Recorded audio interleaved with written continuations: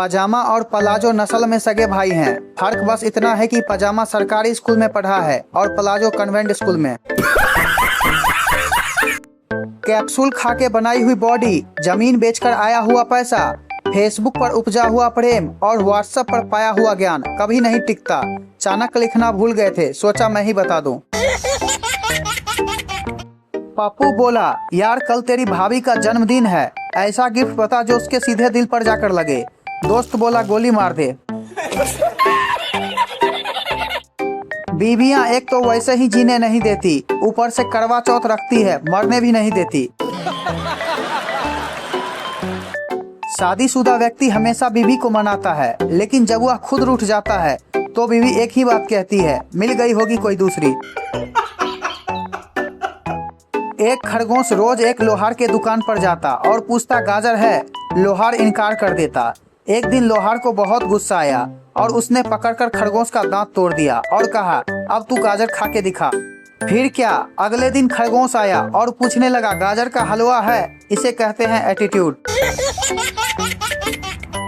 एक कड़वा सच, लोग माता पिता की नसीहत तो भुला देते हैं मगर वसीयत नहीं भुलाते।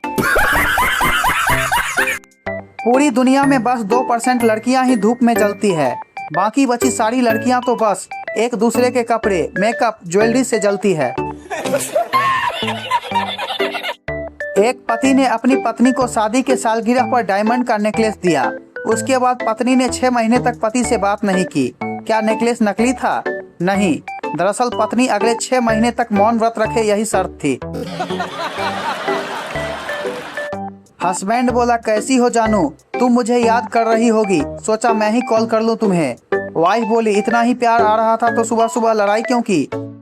हस्बैंड चुप हो गया। थोड़ी देर सोचने के बाद मन ही मन बोला, अरे यार यह तो घर का नंबर लग गया। तुम भी गर्दन उठाकर जी सकते हो दुनिया में, बस एक दिन मोबाइल घर पर भूल जाना। साधु बोला, जब हम कई साल नहीं बोलते उसे मौन व्रत कहते हैं। पति बोला, हम लोग उसे शादी कहते हैं।